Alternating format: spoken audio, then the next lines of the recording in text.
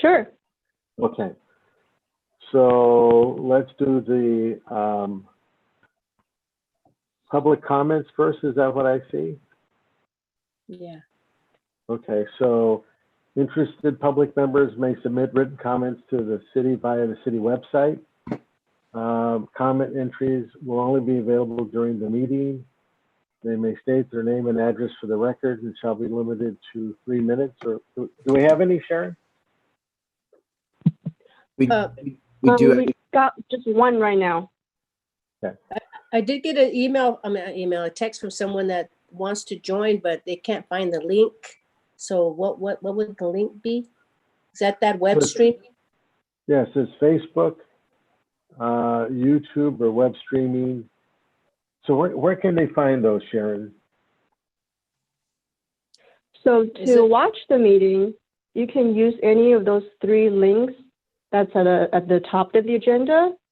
Yes. You can launch it via Facebook, YouTube, or on the city website, web streaming. Okay, I sent it to her. Okay. Okay, thank you. Okay. Comments may also be submitted to Sharon at ci.milpitas.california.ca.gov prior to the meeting. This meeting will be conducted with professionalism. Profanity or vulgar language will not be read. So do you want to read the one that you have, Sharon? Sure. So the one comment we received so far is from Allison McDonald, 672 Cavalier Drive. Thank you for taking my questions. First, thank you to Bob and other members of the council 3 years ago this month for passing an emergency demolition moratorium. The city eventually coming to an agreement with the Sunny Hills apartment owners to renew their HUD contract for 5 years. The clock is ticking again. In a year and a half, those tenants may again be faced with an eviction notice. What has the city done to protect long-term affordability for Sunny Hills and ensure that we don't restart this clock every 5 years? Will the corporate landlord forever be demanding that the taxpayers of the city pay them to keep our residents housed, or is there a better solution? Second, has the city accessed any state or county funding to house its homeless population during this pandemic? Is there any emergency shelter available in Milpitas to allow these vulnerable members of our community to shelter in safety? Third, what steps have been taken to ensure that our unhoused Milpitas residents have access to water, trash collection, and bathroom facilities?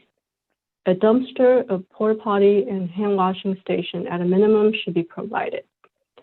Finally, I thank you, Carmen and Bob, for increasing the funding for the rental assistance pilot program this year.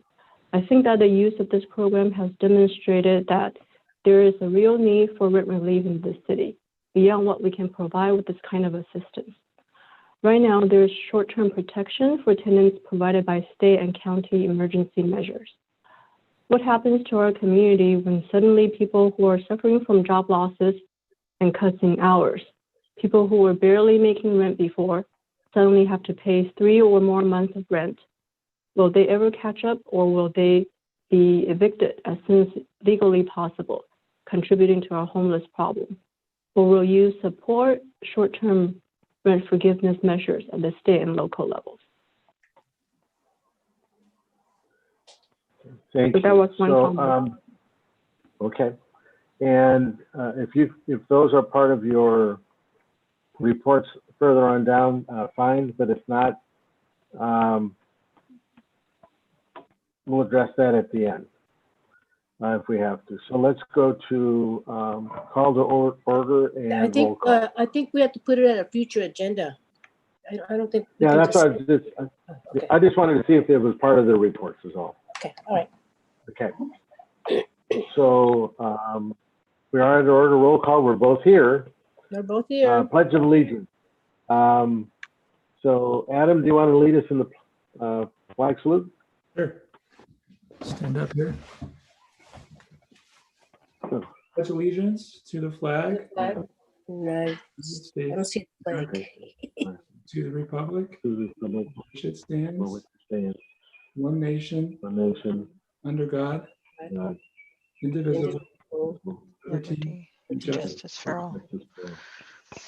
Thank you very much. And thank you for putting the flag up. Yeah, that was nice. Approval of the agenda. I move to approve the agenda. Second, so that's done. Approval of the minutes. They were I attached. So move. Second, that's done. Public forum, you read those? Unless anything else came in, Sharon? No. Okay. So let's go right to the business items. Local early action planning grant application. Yes, our colleagues in planning have been taking the lead with support from the housing team to work on a grant application. And this grant is called Local Early Action Planning, or LEAP. LEAP can help boost affordable housing in Milpitas. And Avery and Adam will be making the presentation. Okay. All right, thank you, Sharon. I was just going to kick off sort of a high-level introduction, and then the bulk of the presentation I'll pass it off to Avery, and he'll take us from there. So as Sharon mentioned, this is a great opportunity. It's free money from the state to help us plan for our housing goals as now and in the future. Next slide, please. Is this for our housing element? Yes, I mean, this is absolutely connected to our housing element, and that's good timing, council member. I was just going to make that connection Oh, for okay. you right here. Segue. Okay, thanks. So yeah, I mean, this is a state grant that is intended to help cities prepare themselves for new housing growth that's coming. And so a little bit of background and why this is an important opportunity. As we know, in hearing earlier this year in our annual housing element report, we know that we have a lot more to do in terms of building affordable housing and reaching our goals here in Milpitas. We've done very well with reaching our market rate goals, and we still need more tools to help reach our affordable goals. We also know that our next set of housing goals, or our next 8-year housing elements cycle, is going to have a much larger housing goal. They're estimating 2.5 to 3 times larger than the previous goal.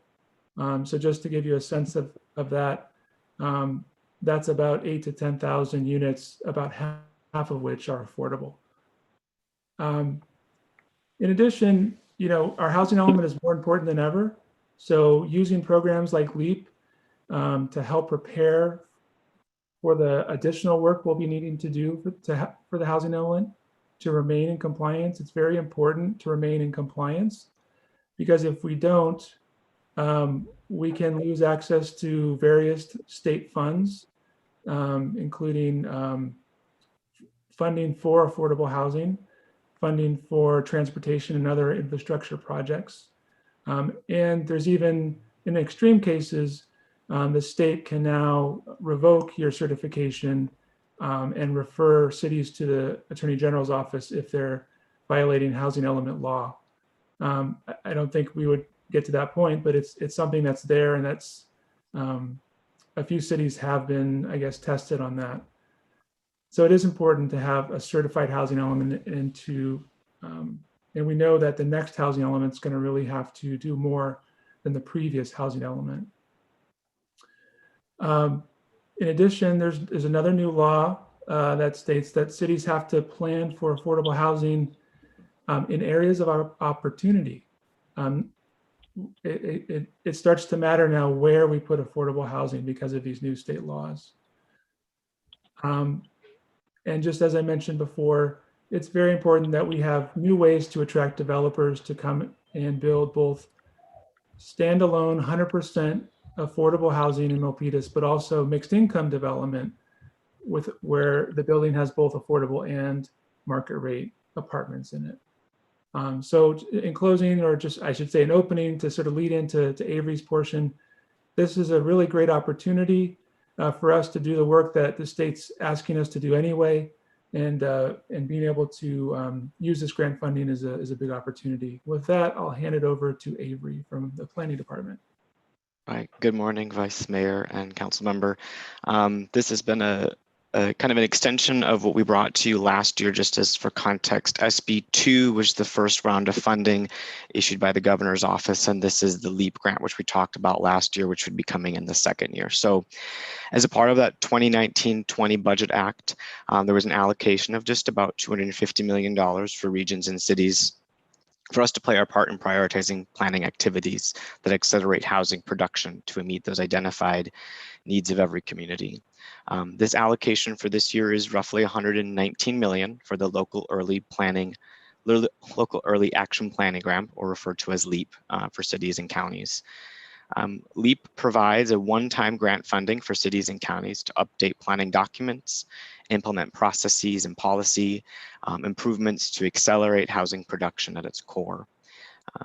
LEAP is a non-competitive grant by the state and a strategy, again, to help local governments meet our legal obligation to plan for housing for all residents, including low-income residents, as the Regional Housing Needs Allocation, or RHNA, goals are assigned to us. And so for this grant, we are considered a medium-sized city, and we're eligible to receive up to $300,000. Next slide. Can I ask a question? Is that 300,000 specifically to help us to provide low-income housing, or? I'll get to it. There are eligible and ineligible activities, yeah, and okay. I'll cover the kind of the high level of the grant. Thank you. Of course, when that presentation slide comes back up, I'll just keep going here. So a component of LEAP provides financial and technical assistance to local governments to update planning documents. So SB2 had partnered with PlaceWorks. They provide technical assistance for writing the grant, going through the process, any kind of questions above and beyond what might be able to answer. And this framework is almost identical to SB2, which was approved by City Council in October of last year to complete 3 tasks. And those tasks were intended to build the foundation for how we then continue to build and strengthen our toolkit. So we've got developing objective design standards for new residential and mixed use development, the development of an ADU and a general development handbook for the city of Milpitas to take, either a commercial broker, a resident, or a developer through the full process of what it means to develop with the city, and an online GIS ADU, or accessory dwelling unit, granny unit kind of zoning tool to help people understand, one, for the city to understand what is the potential for ADUs in our city, but then for residents to have a tool to actually 3D model what that will look like. And we have recently received that award letter from HCD. We'll be taking that request to accept those grant funds to City Council on June 16th, and that'll be a consent calendar item. So next slide. So these are a list of the eligible activities. Again, it is very similar to SB2. 2 things I want to highlight for the LEAP. For eligible activities are creating zones for zoning incentives for by right supportive housing, and the establishment of pro-housing policy. So pro-housing is probably one of the newer ones that the state has really placed a lot of emphasis on this year. And pro-housing is simply when a jurisdiction demonstrates policies and strategies to accelerate housing production. And in turn, this pro-housing jurisdiction, and if this grant is approved and we move forward with it, we would be eligible for that pro-housing status, would allow us to essentially receive additional points or merit for preference in other programs, such as Affordable Housing and Sustainability Communities Fund, Transformative Climate Communities, and infill infrastructure grants, and other state funding programs. So it's really geared towards cities ensuring that we're not only compliant with various Senate bills, but that as we move forward and we start to put forward, pro-housing policy, that it gives us an opportunity and in some ways a leg up in different grant options to participate with a few extra points, to secure funding for different types of housing and affordable housing programs or funds that we may need. And the pro-housing policies, at its core are pretty simple. Some of them may be providing financial incentives for housing, including things like establishing a local housing trust fund, incentives like reducing parking requirements for sites that are zoned for residential development, adopting zoning, allowing for by right for residential and mixed use development. So those are some of the big kind of key things that they've been talking about, and that is the direction that a lot of cities are starting to look at in terms of how to address and meet our RENA goals. Next slide. So ineligible activities. So the goal of LEAP is to accelerate housing production by improving time, cost, feasibility, and approval on the amount of development through various mechanisms that promote the production or removal or mitigate regulatory barriers. So ineligible activities are rent relief programs, either direct or indirect, social service programs, or actions unrelated to housing production. So anything that would further increase time or anything that would create an additional barrier would not be an eligible activity. So I hope that answers your question, Councilmember Montano, about how this can be used. It's a planning land use grant that's issued by OPR, with its focus on really providing a framework and toolkit for cities to be able to carry through and meet our goals as these RENA goals come out, that is focused on planning initiatives for long range planning specifically. And the next slide. So the proposed grant activity that staff has been working on over the last few months in conjunction with the Housing Department, meeting with individuals from HCD and kind of looking outward like at what other communities are doing. We're looking to establish what's called a new housing opportunity zone, or essentially an overlay district within the zoning ordinance. It would work similarly to how we have a recreation and entertainment overlay district, or how we have highway commercial, or we have a mobile home park overlay district within certain areas of the city. The goal is that it be applicable to 7 development opportunity areas as identified as a part of the general plan update, which is currently in process. So it is of those 14 identified areas, the 7 that identify a change either to allow some form of mixed use housing or already include a form of housing in them. The project would also include required project level environmental analysis under the California Environmental Quality Act, or CEQA, to accelerate housing production in those opportunity areas. So one of the kind of primary goals is that if we can, at a site-specific location, be able to establish and clear, basically the clearance, removing doubt, creating more certainty, reducing timelines for a developer, that this site has been identified and is ideal for housing. It is located near transit. It is located near, certain infrastructure and utilities, or certain amenities, housing, education, parks that are ideal for development and specifically would suit the needs of a housing opportunity zone. As we currently do not have an overlay district that allows by right housing, this would be considered a pro-housing policy. So we would be coming into alignment with the state's goals of creating pro-housing policy. The HOZ, Could I ask Avery real quick? Yep, You if you said can go back one slide, yeah. Yeah, it was just, you said it had gone by HCD, and I just don't know what those initials were. HCD is the Housing Community Development through the state of California, through the governor's office. You. Yeah. Mm-hmm. Okay.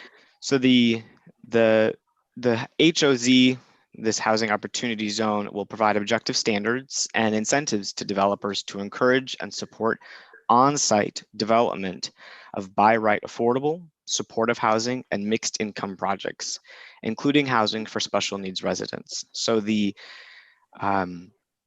it creates, the goal would be through study and analysis to understand what some of those are incentives may need to be looked at in order to establish a zone that would create the housing that we're looking for in a by right fashion. So it would be a non-conditional use permit, it would be a site development permit.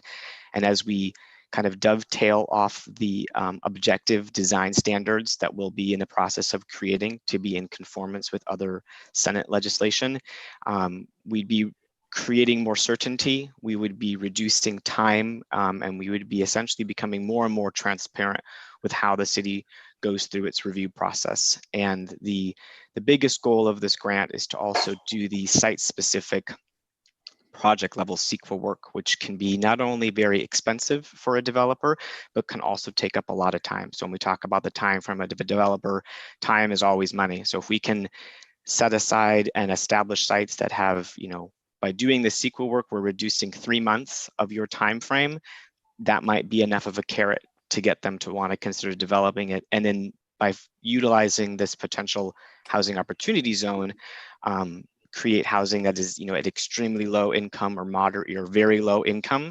And those categories would maybe give them incentives like reduced parking or slightly greater densities above and beyond the state density. So that's what the analysis and the project really would be looking at, is that streamlining of housing approvals to accelerate affordable housing production, but providing that clarity and certainty to a developer.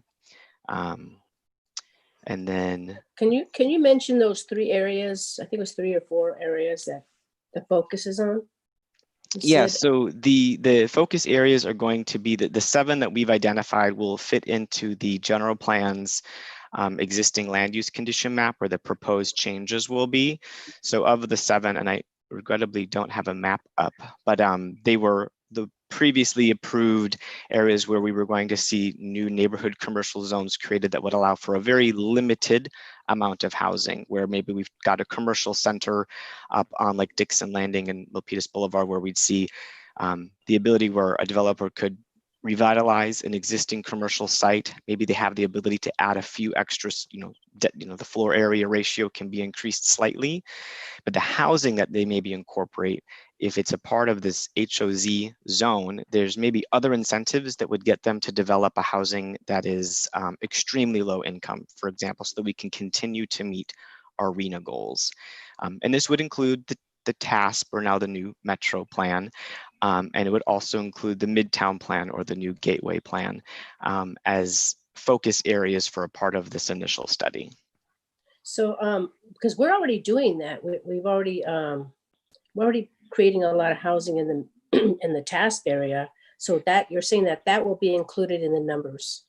Yes, so within our potential RENA number, that allocation, like Adam had mentioned, could be somewhere between 8,000 and 10,000 more units. So as a part of the housing element, we have to plan for where they're going to be located. And this HOZ opportunity zone would go and be considered an overlay district and allow a developer to go even higher or with greater density from what's already allowed in very specific areas that we would actually study and focus on to make sure that it's appropriate and fits the needs of our city. Okay, so yeah, and then plus I'm concerned because we don't have any more land left. I mean, very True. So few. this is a lot about infill development. So this would be looking at existing sites that maybe we have a commercial site that would be well poised to be redeveloped. Maybe it's a larger lot where we're looking at reconfiguring the parking situation. Maybe it's a multi-level, multi-story building. But within that, not only is it commercial, so it's serving a tax purpose and base for the city of Milpitas. We're expanding or revitalizing a street corner, but maybe that 3rd floor has a component of housing to it. And particularly, we'd be looking at extremely low or very low affordable housing units, or it could be supportive housing. It could be supportive housing for those with disabilities, for example. It could be well poised for revitalizing a shopping center that maybe has the ability to have senior housing on it. Supportive senior housing is a great example of how we would take an existing building, it would be then demolished, and then a new one would be built, so considered infill, but it's still new housing that would be created. Okay, thank you for the clarification. Mm-hmm. And then the last slide. So the grant application is due to HCD by July 1st. There was a very truncated time frame this year. The grant came out in early February and applications were due in July. And given the current pandemic, it has certainly made it a bit more challenging, but we have found lots of ways to continue to communicate across various departments and work very closely with housing. And this item is included on the consent calendar for June 16th meeting of the City Council. And again, I want to reiterate that this LEAP grant is a non-competitive grant, and it's a state strategy to help local governments like Milpitas meet our legal obligations to plan for housing for all residents, particularly as we look at what our new RENA goal will be, which could be a substantial number of units for our city. And with that, I am more than happy to answer any questions either of you have today. Bob, I'm looking at you. I have a feeling you have a few questions. Yeah, but I'm gonna let council member go first. Okay, I had one question on this.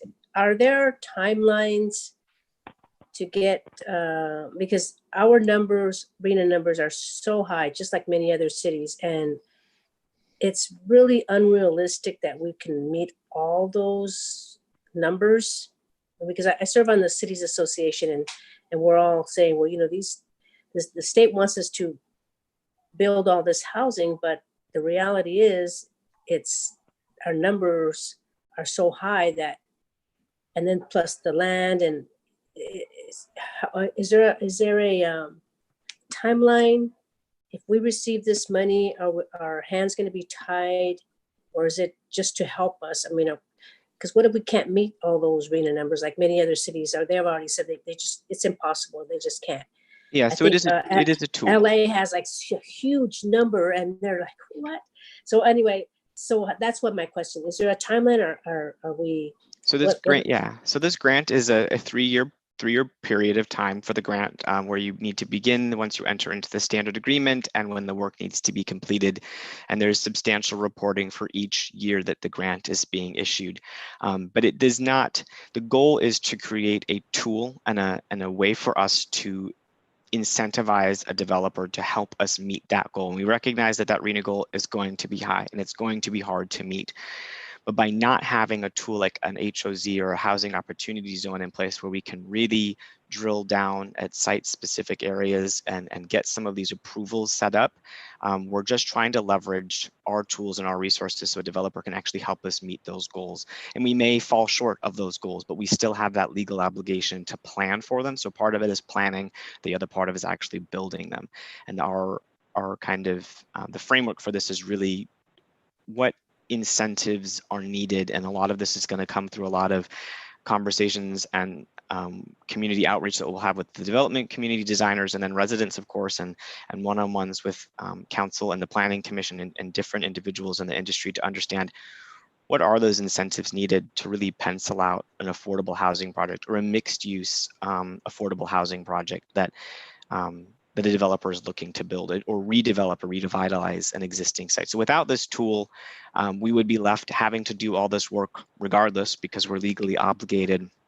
But with this analysis, not only will it better set us up for our study of the housing element as that comes due in the upcoming years, but it also will allow planning and provide us with a tool to ensure that we are starting to get housing at this within these specific income levels in areas that are already deemed to be considered of high opportunity by the community. Yeah, yeah, that's great. 300,000 is really not that much for all the work that staff has to do, but it's something better than nothing. So, yeah. It's exactly, it's better than nothing. Yeah, thank you. Mm-hmm. So, if I could you take us back to that chart where it said the things we could do? Yeah. I think it's the 5th slide. There we go. Yeah, there we go. So first, thank you. I found that really very educational. I appreciated that. And as I understand it, it really is a planning grant, correct? Is that what you said? Correct. Yep, it's a planning land use grant. Yeah. So that's so I understand why it's a smaller dollar amount since it's really just helping this plant. if I recall, one or two city council meetings, in previous city council meetings, just one or two ago, either we just renewed the contractor for the general plan, or we were told that the contract ran out. Could you remind me what that is? What happened there? Ned can get Planning Director Ned Thomas here. I think he can best answer that question. Oh, I didn't know he joined us. Oh, there he is. Good morning, council members. Happy to be with you this morning. So yes, there was an extension to the general plan update contract with De Novo, our consultants for that project, just on Tuesday. And when that contract was originally executed, I think in 2016, I don't think anyone had any idea that it would go on as long as it has. Of course, we've had a change in director and a few bumps along the way with getting the plan together. But the very good news is that we're definitely in the home stretch, and the light at the end of the tunnel is getting larger by the day. And we just noticed that we needed some information from VTA to finish some of the traffic analysis, and that entailed getting a contract with them, and there is a little bit of cost involved. And the general plan contract has a contingency, so we can, and that's what it's for, so we'll use that money. But when we asked finance department to approve the use of the funds out of the contingency, they noticed that the contract had expired last February. So we scrambled to bring that to you so that we could extend the contract for an appropriate amount of time, that we can finish the work that we have on the general plan. And that should be, we're still on course to have that to you for adoption sometime later this year. We expect that it will be just after the election, or maybe early next year. But we would like to have this council, since you've been working on it, to be the ones that approve it. But we don't want to do that during the middle of the election. So we hopefully think that'll be maybe late November or early December that comes to you. That's what we're working toward now. Okay. So in that first line, Avery, that's this same company is going to be doing that work. Is that your proposal? So the grant, this LEAP grant, for some cities, they may not have the funds, or they may not be ready to be in the process, or they may not be in the process of updating their general plan or a specific plan. So you can actually use this funding for many things. So if we were, say, in a position where we did not have funding to support, say, the CEQA analysis of our general plan or the CEQA analysis of our community plans, we could actually apply these dollars towards those planning efforts. But because our current planning efforts for the general plan already have funds for CEQA and all of the analysis as a part of it, we find it most prudent to use it towards establishing a different planning initiative within that same framework. So you could use it for the general plan if you needed to, support that in any jurisdiction could use it that way. Okay. And is that true for the next one, the zoning ordinances? Because Ned, you said at the last meeting, that was our next major task. It is, and we will tackle that. The answer is very similar. If we wanted to, we could have applied it to that project. We're not quite ready to kick that off yet. So what we did was we looked to see, really this is about removing barriers to housing is the purpose of it. And so we looked around our saying, well, what are barriers that we have, or what is a program that we can put in place that will streamline or make it easier for housing production. And earlier this year, I had heard a presentation, I think it was at State of the Valley, on this idea of by right housing, and it coincides very nicely with the work that we will be doing on the Gateway Plan, and it also coincides very nicely with the opportunity areas that we have set up under the general plan update.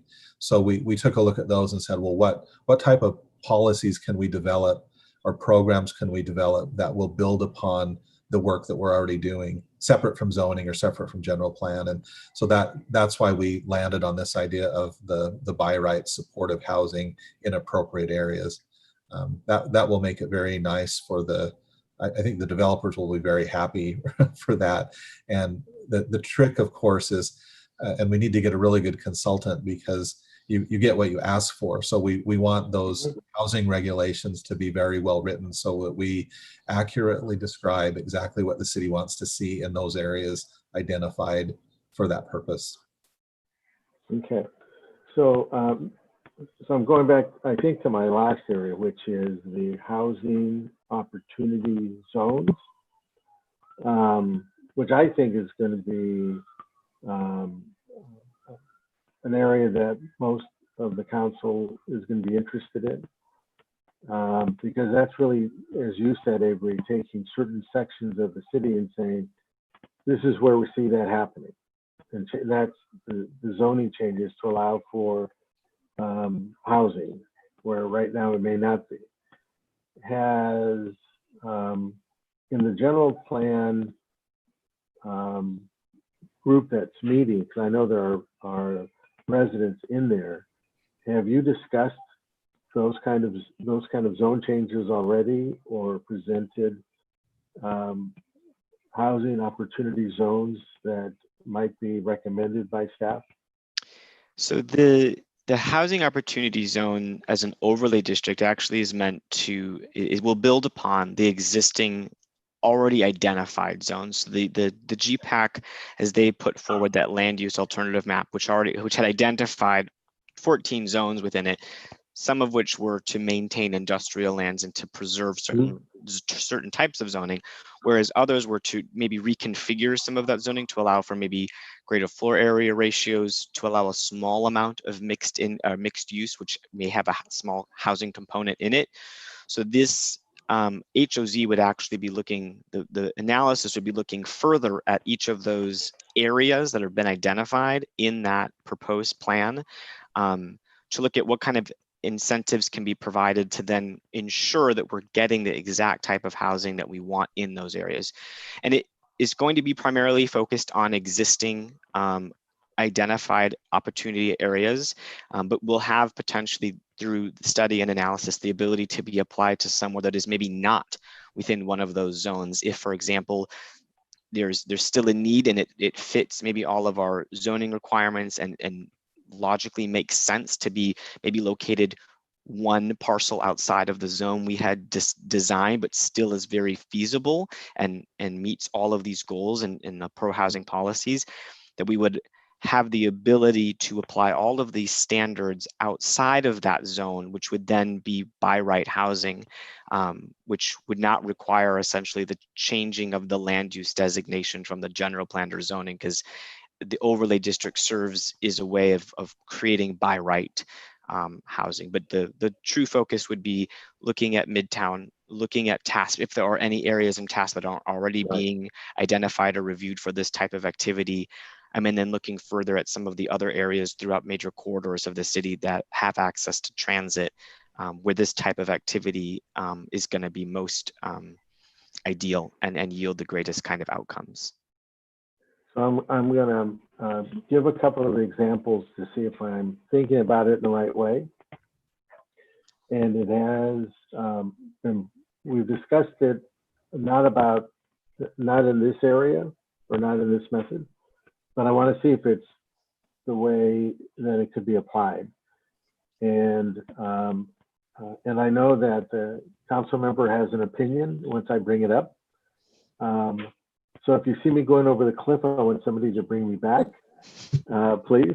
I have a couple questions too. We'll throw you a lifeline. Yeah, please.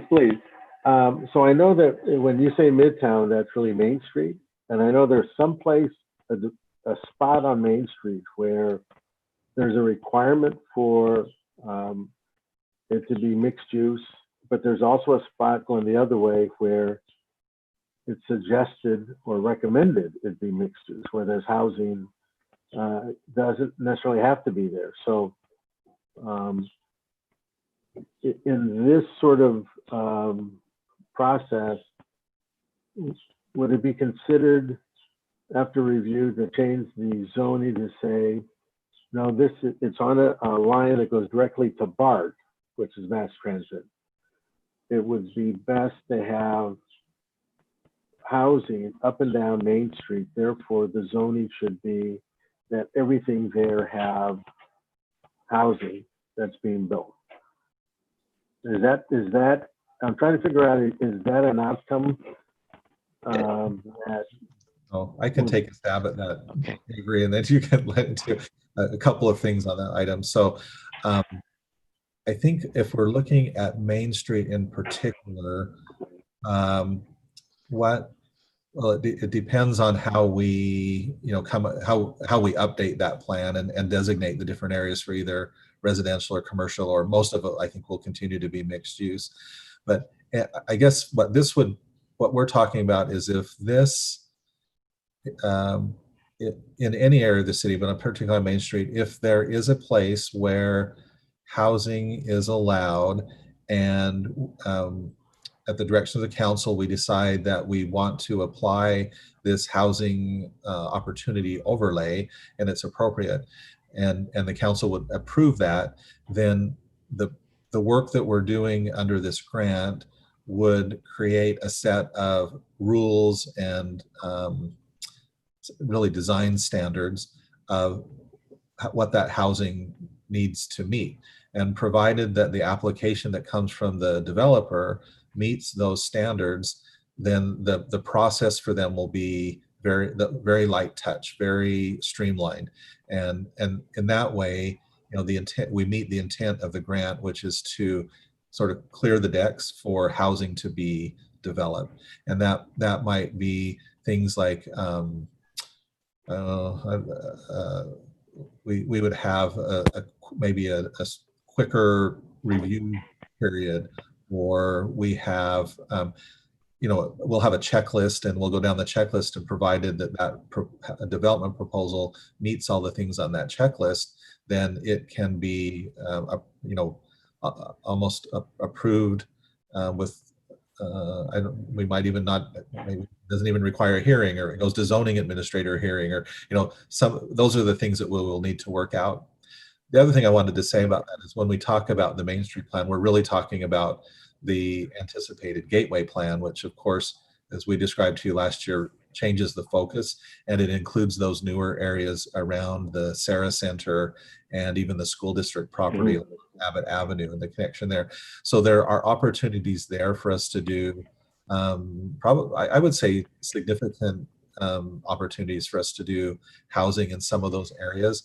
And I think we would want to pinpoint what those are. And again, if we say, oh, this, if we designate a certain area for housing, then the guidelines or the standards that we create from this grant would apply only to those areas where where the council would designate it to go. And then it's, as Avery described it, it's really a tool, and it opens up I'm not sure exactly what it's going to look like, but it will open up a streamlined process and a very light touch approach, so that the housing can be, so that the plans can be reviewed quickly, but more so that the housing can go forth very rapidly and be developed. And we move from the planning stage and the design stage into actual construction more quickly than we would under normal circumstances. okay. Well, so you've answered my questions. I am intrigued. I do know that this is intended to help those cities. I think, as the council member mentioned, I don't see us building our way to all those numbers, but this gives us a way to get further along than we normally would have. So with that, Carmen, any questions you have? Yeah. May I add just one thing really quickly? I was going to say it a moment ago, but I think it's helpful to think of those RHNA numbers. They're obviously very aspirational. Few, if any, cities ever meet all of their RHNA numbers, and that's only going to become more so as these much larger numbers come down to the cities, what we expect. We're very fortunate in Milpitas in that we have areas like the metro area and the Midtown area where we have significant opportunities for redevelopment and to add housing. And our general plan will also assist with that by identifying other opportunity areas outside our specific plans for a moderate amount of additional housing. And the last thing I wanted to mention is then the tricky part with the RHNA numbers is the city is not necessarily mandating us to build all that. I know, and I I know you know this, but we are required to show that we have planned for and have identified adequate sites for that housing. And the housing element might be described in some ways as a toolbox for how we're going to provide. We have to identify the sites, and then we have to discuss how we're removing barriers, which this grant will do. And then we have to, it's a tool. What are our tools that we're going to use to achieve those numbers?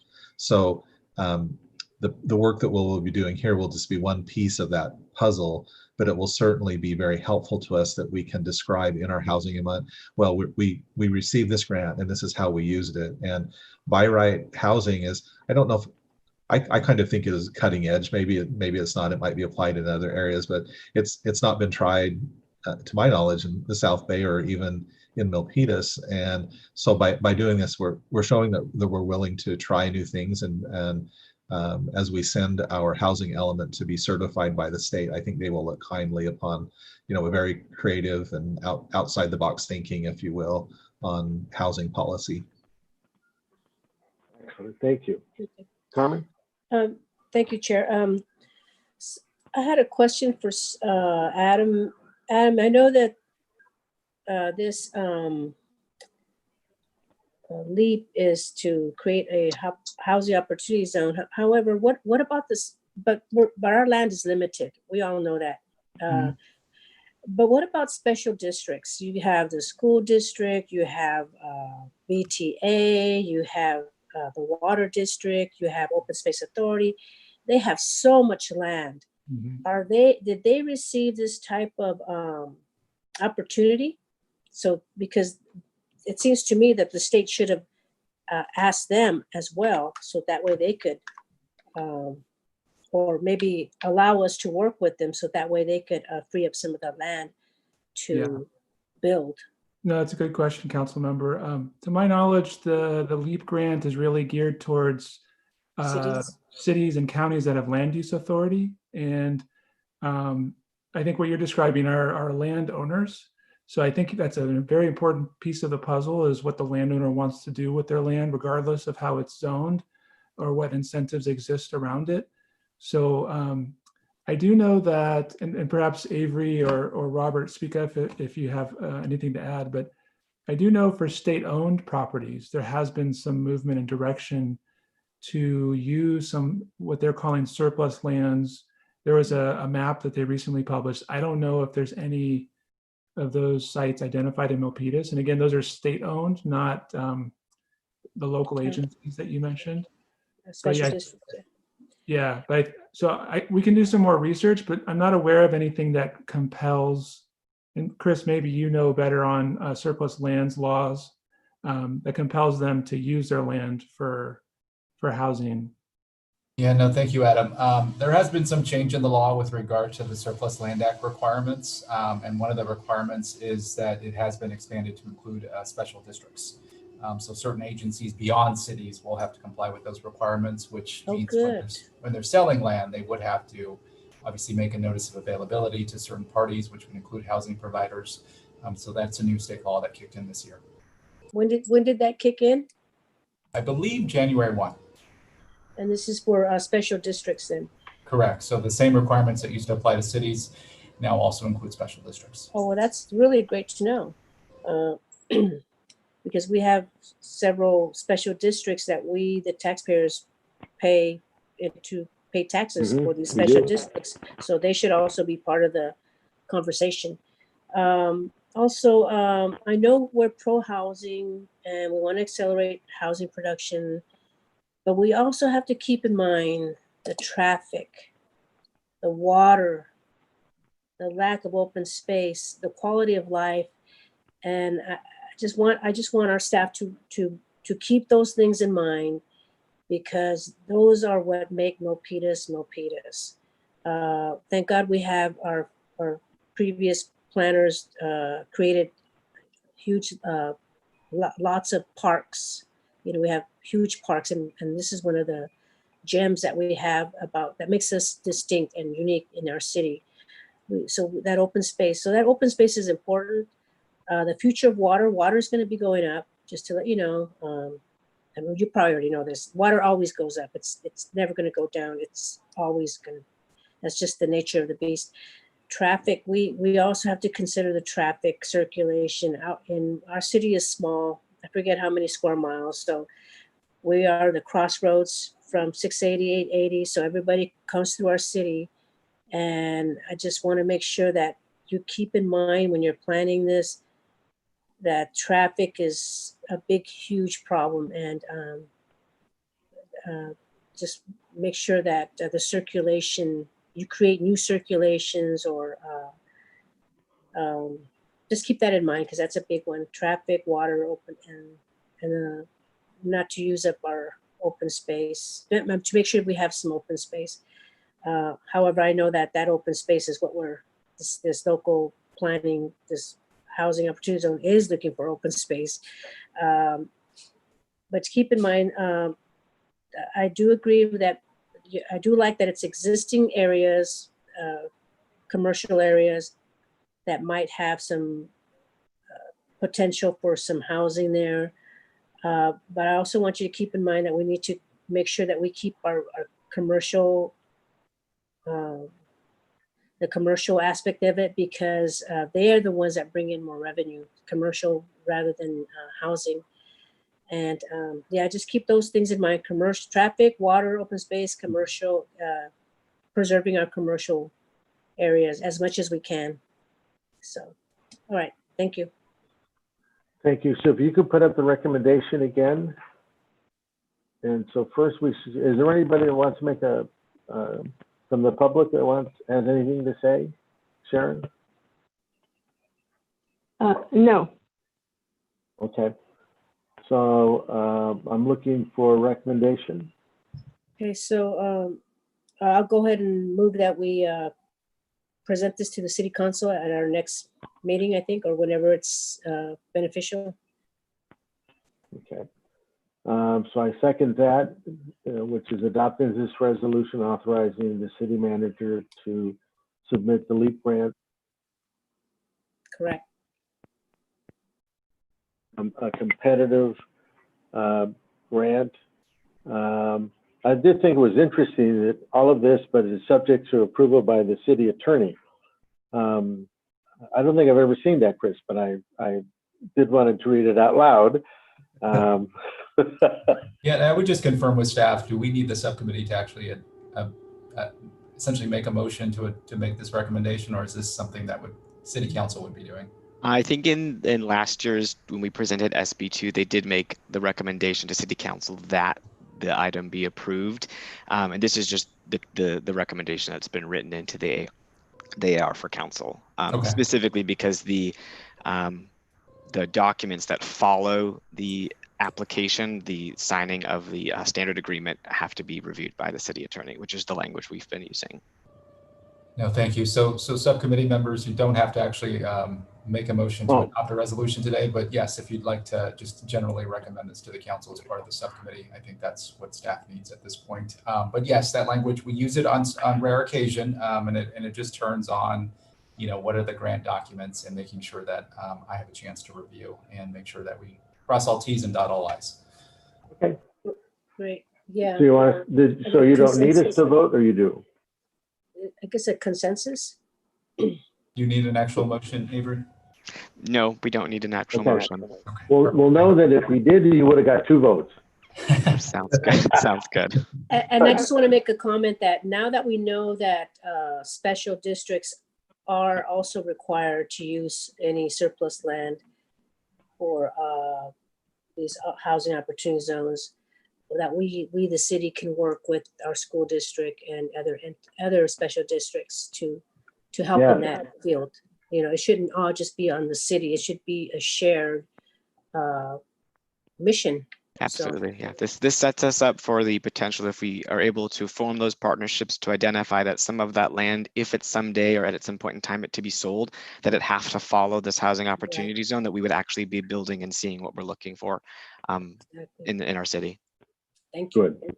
Thank you. All right. So let's go to rent relief update. Okay. All right. We provided a rent relief update to the Housing Subcommittee on April 16th.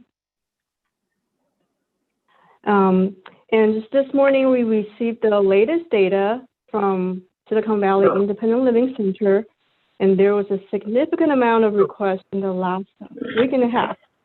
May was a very busy month. So Sarah's going to make the presentation, and Sherry Burns, who's the Executive Director of Silicon Valley Independent Living Center, she's on the call as well and will be able to help answer any questions. And these are for Milpitas residents, right? Yes. Okay. Thank you. Hello, everyone. This is Sarah Port, housing planner with the city. I'll be providing an update on the pilot rent relief program. So just to give a quick background about the program, on August 6th, the Housing Subcommittee met to consider the creation of a pilot rent relief program that would provide various forms of financial assistance to Milpitas residents and families that are experiencing emergency housing needs. On October 15th, the City Council authorized the creation of the pilot rent relief program, allocating $100,000 from the Affordable Housing Fund. And on March 3rd, the City Council approved the allocation of an additional $100,000 to the program. And the Silicon Valley Independent Living Center was selected to administer the program on behalf of the city. Some of their, the service that they provide includes intake, budgeting with the individuals that would be receiving assistance, case management services, outside referrals, record keeping, and developing the reports on the program and distributing funds directly to the landlords. So just to recap a little bit about the program and the eligible recipients that City Council kind of decided on. It is for low and moderate income individuals and families with dependent children aged 18 and under, seniors who are aged 55 and older, disabled individuals, victims of domestic violence, emancipated foster youth, and individuals in Section 8 or below market rentals or other subsidized housing. The types of assistance provided by the program include rent or deposit relief, emergency hardship relief, eviction prevention, domestic violence relocation, child and family homelessness relief, and Section 8 good faith deposits. So in terms of where we're at today, as Sharon mentioned, we got an updated report this morning. As of June 2nd, 2020, the pilot rent relief program has allocated $183,839.22 and has assisted 37 households with a total of approximately 130 Milpitas residents. The average amount distributed to each household comes out to about $3,600. And the primary, the biggest trend we're seeing for those who are receiving assistance include low to moderate income families with children at the school district, seniors, and victims of domestic violence. Do you have a number for those? Like, let's say, seniors, how many seniors, domestic violence, how many? Can you provide that? Sure, we do have, we can look through the spreadsheet and get the specific numbers and Okay. send them out. Yeah, you don't have to do it now, but in the future. Oh, and then one more question, if you want to backtrack. So the rent relief, is that only for people that are, for some reason, I thought I heard that it was only given to, oh wait, never mind. I think that was the water or some utility. Never mind. I'll come back to that. Thank you.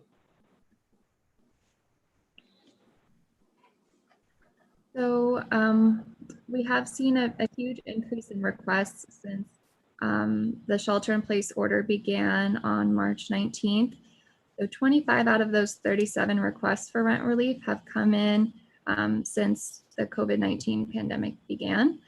We did make some internal adjustments to the intake process for these requests, which included the individuals requesting assistance must provide proof of job loss or hour reduction in the form of a written correspondence from their employer. And if that written correspondence that they submit, it doesn't list their place of work, we ask them to also submit their most recent pay stub prior to job loss or hour reduction, just to kind of verify that that they are experiencing a hardship due to COVID-19. And they can only be helped once, right? It's not like they can't duplicate or. It's not a one-time assistance program. It is a cap of $5,000 is what was originally approved by City Council. Okay. But once they meet that cap, then that's it. That 5,000 cap. Okay.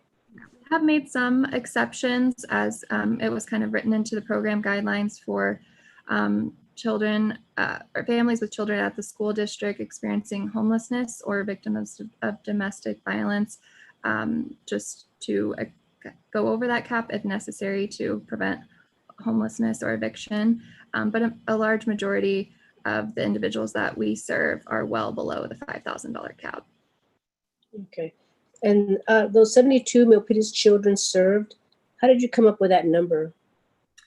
So in the reports that SVILC gives to us, they list the individual requesting assistance and then how many dependent children are in their household. So we just kind of added up the dependent children that are reported when they're applying for assistance.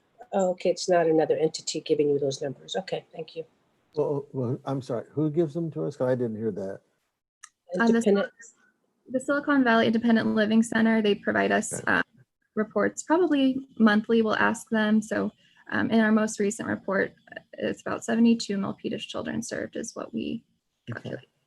And in number 8? I'm sorry, the 8 individuals for domestic violence? Yes, so about 8 individuals we have helped who have been affected by domestic violence, and 8 individuals who were formerly living in their vehicle were successfully housed through the program. Yeah, I was just wondering, does Silicon Valley also give us those numbers too? Yeah, they provide a kind of an extensive report on each family that is served. So when we filter through and try and figure out how many of those were related to domestic violence, we're able to see that in the, they list like the eligible criteria when they report back about. Okay. Thank you. I have a question on people living in their vehicles. Now, I recall about 3 years ago, there was a father with his 3 kids living in the car. Somebody reported him and the police came and took him, arrested him, took his children away. Does that still happen instead of us, are they prosecuted for living in their car when they have kids in there? Because I think maybe the culture has changed too, because now it's more prevalent that people are living in their cars. So, but I just want to make sure that they are not prosecuted for living in their cars. And maybe we need to get word to our chief that that should not happen, but rather be directed to the Independent Living Center. So just want to make sure that they're not criminalized for doing that. So, council member, if this is Robert with the city, Robert. I'll speak to that a little bit. No, the police department has been very helpful in coordinating services. So anytime they come across anybody in a vehicle, they usually directly reach out to our team, and then we collaborate to ensure that the families get connected to the living center so that they can get services.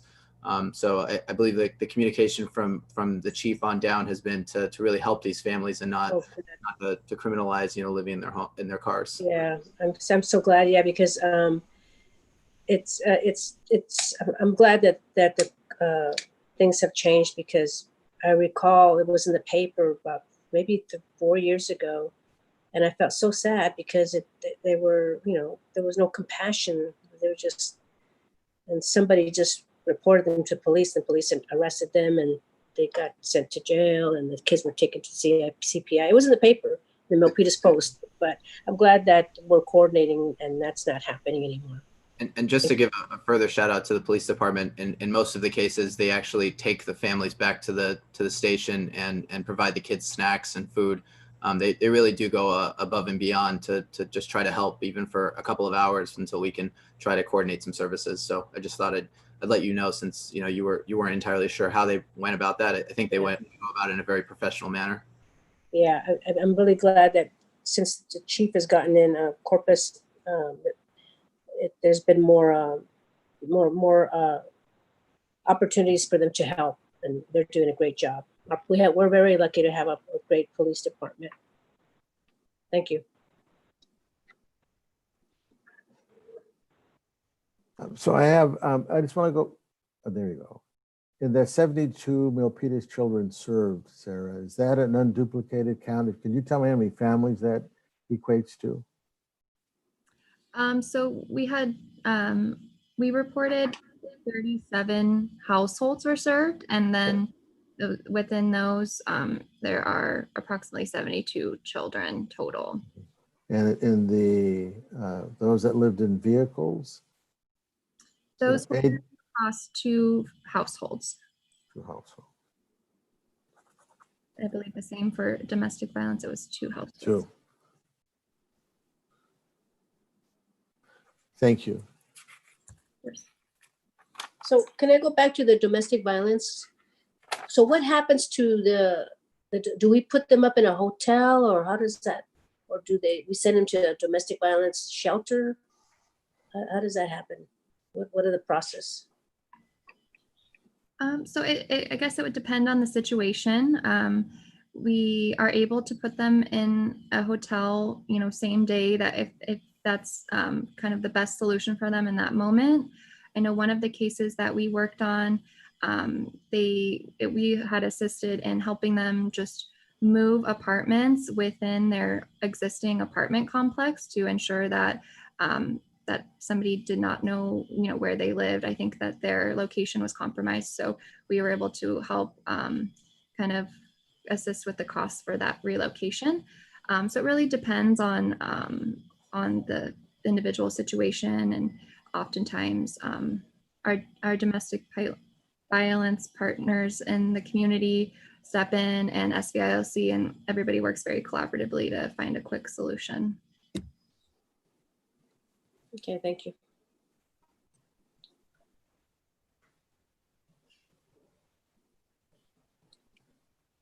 Okay, so this slide goes over the remaining funds of the program.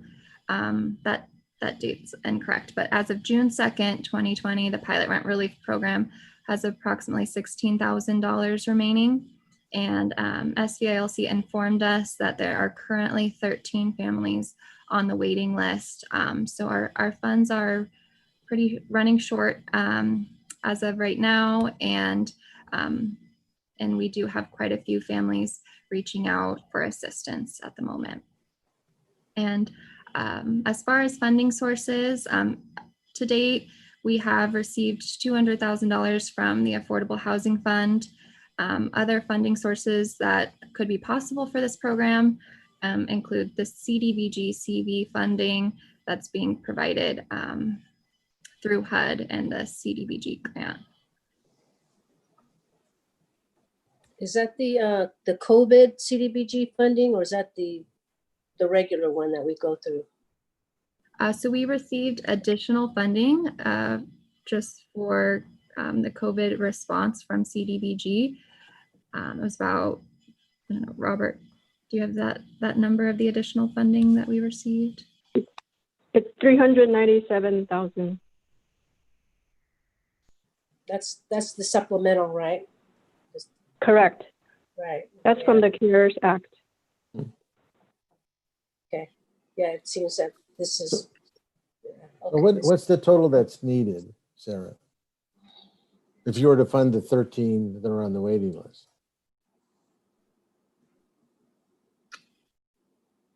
That might be a I question for Sherry with Okay, SBILC. or maybe how much they're I know asking. she's on- or I'm just looking for a projection. If, do you, since it can go up to $5,000 per person, per family, would we say 5,000 times the 13? Would that be a way to look at what's needed? And I don't know. I'm trying to get a handle on that. So in looking at Yeah. their current spreadsheet and the current waiting list, the approximate amount, just doing the ballpark math, is going to be about 75,000. That's currently on the wait list right now. And that doesn't obviously include that this is the beginning of the month, and that other individuals tend to trickle in within the first 10 to 15 days of the month, as they try to search for resources, and then can't find them, and then they find us. So I minimum I would project a minimum of 100,000, and that's on the very low end of my range. But just to give you some context. Okay.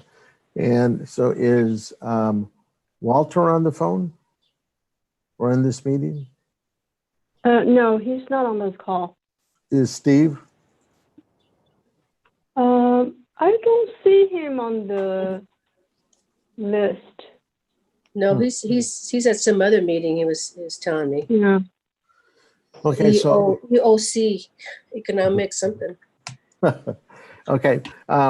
So do you know what's in next year's budget for this program? What we were trying to do, hopefully, was through the CDBG allocation, because No. we learned that, yes. No. Many other cities Wait, sure. have used. No, sure. Yeah. I know that. Well, we put in money from the general fund, correct? From the Affordable Housing Fund previously, correct. Okay, but I thought we put in money from the general fund to start. From the very beginning, we put some kind of general fund dollars in, and then we did supplement that. But I mean, I thought Yeah, that was through Julie. Yeah. Yeah. Yeah, well, it's a special revenue fund. That's what the Affordable Housing Fund is. But it is, one of the accounts in the city's coffer. You can say it that way. Okay, so did we put in dollars separate and distinct from those allocated from the CDBG program, like we did at the onset? Did we do that in this upcoming budget? Through this Okay. CDBG process. Yes. Okay. That's where we were. Yeah. But through the general fund or CDBG? Through the CDBG process. That's what we were hoping. So I know that going forward, but at the onset, the city council actually put money in from the general fund. And I don't recall how much. We augmented that later on. But at the onset, it was general fund because we had to decide if we were going to put in money earmarked for other things, and we did as a group. So I just want to know, did we put in that same dollar amount going into this next year, or did administration not put that in? Maybe that's a different way to ask it. No, we did not put that in out of the Affordable Housing Fund. Okay. Because through our outreach in April and May, we've also heard many other jurisdictions have been able to establish a rent relief program, whereas we were fortunate that we had a program we could leverage. Okay. and many of them using the CV funding Sure, to no, start a program. and that's a way to increase the amount. And Correct. but I just wanted to know if we decided to stay with whatever amount we had originally put in from the general fund, or decided to fund it solely with CDBG funds. So maybe that's a question really we need to ask Walter and Steve. Because if we put in general fund dollars for next year, I could see us easily going to the 16th and asking council to advance those kind of dollars out of reserves to cover the $100,000. Because it is a commitment we made. So I was just trying to see if that was something that administration had continued with. But I understand now that we don't have that. We don't know that. So maybe we can ask that of Walter, and if you can just get back to us with that. And I would like to make a comment. It seems to me that CDBG, now with COVID, that those CDBG funds could be used for this. Yeah. But I do want to listen. Oh, go ahead. I'm sorry. And they, because they already are earmarked for this type of assistance. And I don't want to go off on a tangent, but that's why at our last meeting I was pushing for general funds or that extra money to go to the small business and not going, because CDBG this is why the federal government decided to increase that for these specific type of needs. And so I'll leave it at that. Just want to make those comments. And I thought you weren't going to go on a tangent. Well, I did. I did. No, but you are right. Yeah, I know, but you are right. You are right. But one of the things I wanted to circle back with, Chris, are you still there?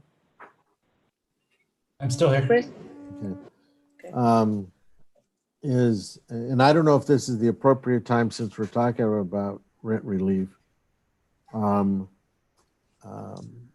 If you go back to the slide that shows the other kind of uses for these dollars, or that's been, I think there, maybe there, right? There's fine.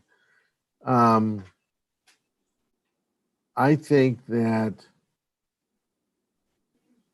we should be looking now also of what this rent relief program should be, because one, once we come out of the shelter at home, I would suspect all the council members are being asked to look at rent relief, all kinds of different types of rent relief. I know that, relief. right. And right, all those things. And I know the governor's yeah. taking a stand on some things. I think we need to hear from you, Chris. What is it that we can and can't do? What is it that an interpretation of what the governor has said? When somebody, I saw the other day where somebody said, I think that we should forego all the back rent that persons didn't pay. Well, then I read in the paper, it says you can't just say that. But I would rather hear from you just what can we do and what we can't do. I think that the council member is correct. We heard at another meeting, there's lots of other ways to spend CDBG dollars. And I really would rather hear from you as to what are the things we really can do. Your webinar yesterday put on by your firm was exceptional. And I think we need to listen and sort of look at all those dollars with that mindset.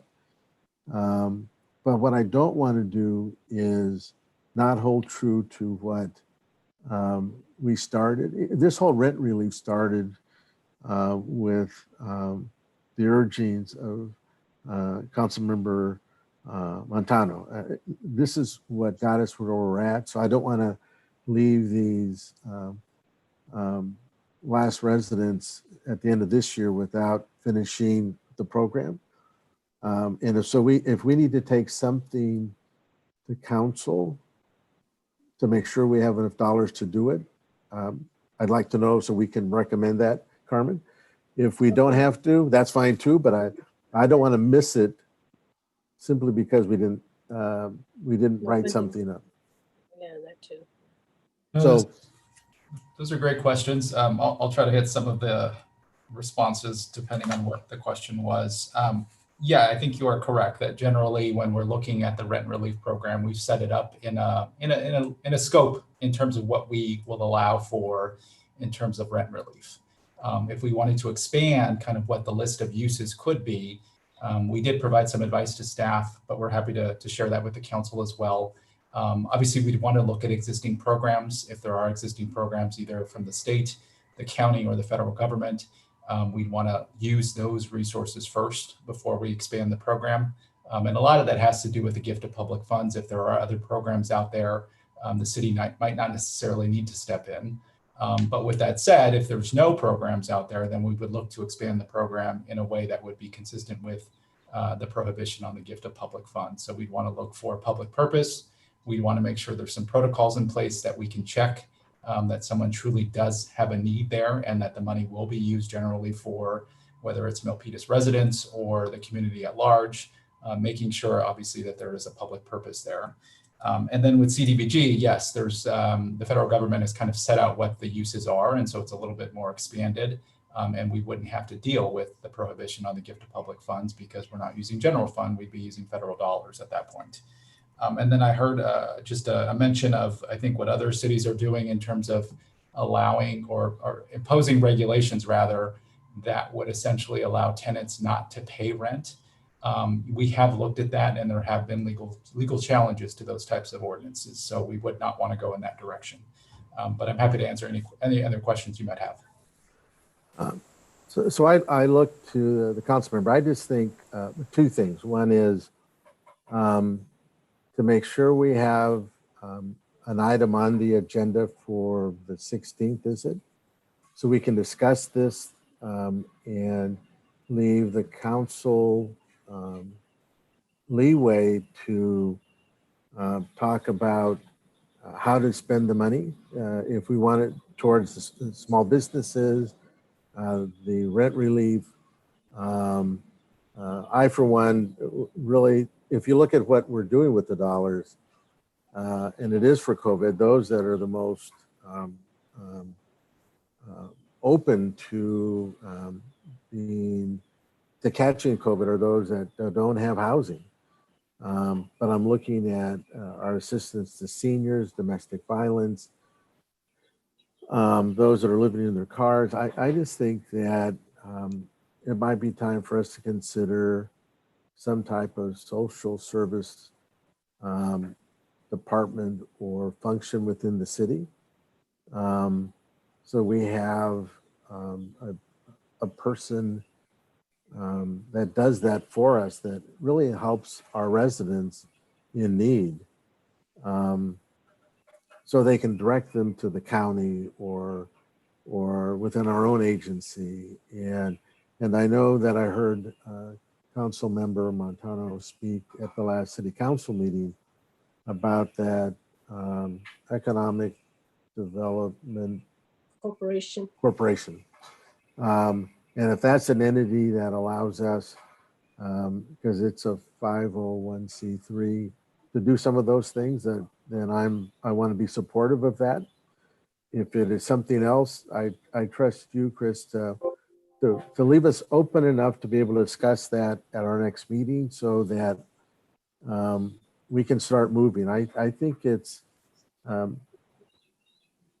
these are dollars that as Carmen was saying, need to be applied to those most in need. I don't necessarily want to be the one that says these are the persons most in need, but I do think we need to be a little more flexible.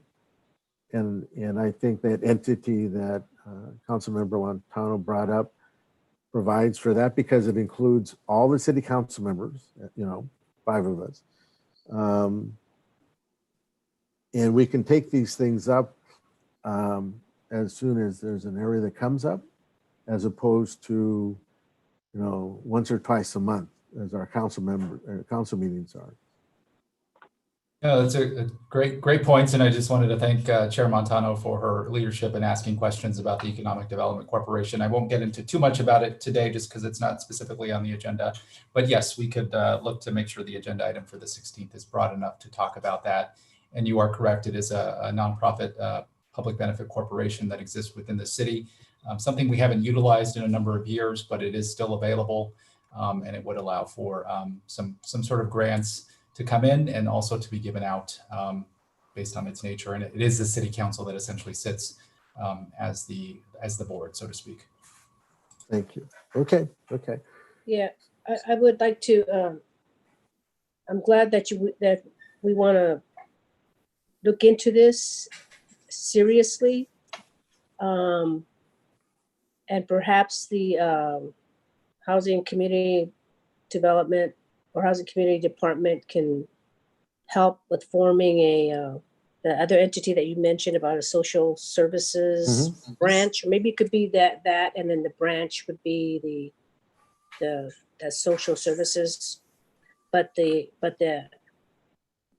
lead would be the Sharon and her team, but yet have that branch, the economic development, the social services branch, Right. and under that, the Economic Development Corporation,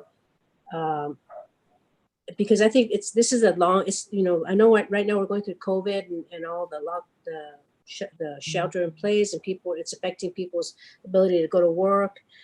And I think that this vehicle, Economic Development Corporation, can be used in the long term. It's not just for now. It's not just a short term, but a long term.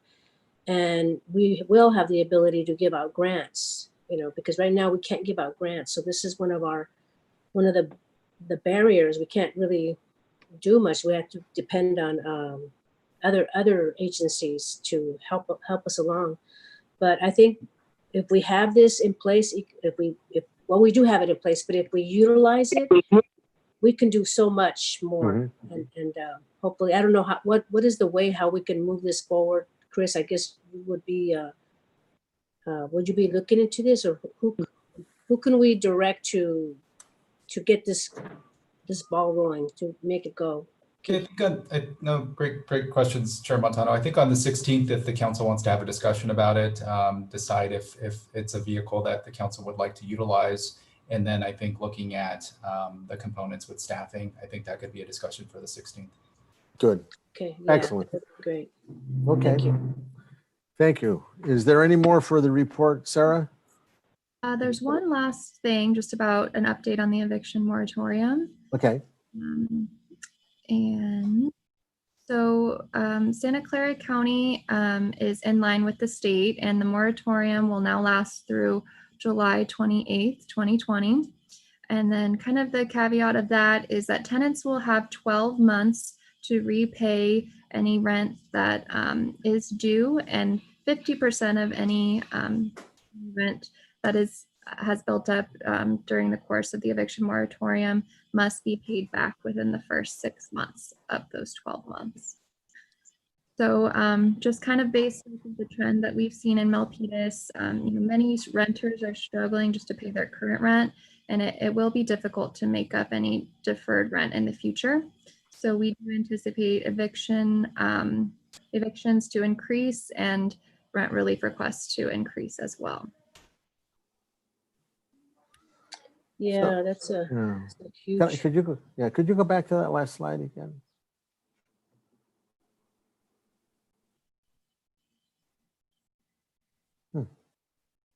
Okay. Yeah. Thank you. Yeah, that's going to be a big, and the previous person that called in, I think it was McDonald, and she made a good point that how are they going to pay their rent when because right now it's accumulating, right? We're just giving them, Mhm. well, not me or you or us, it's the state is giving them a grace period, but their duty is still, they still have a duty to pay, and I know it's going to be hard, but there's really not much that I think we can do, because there are constitutional laws. So my counseling, or my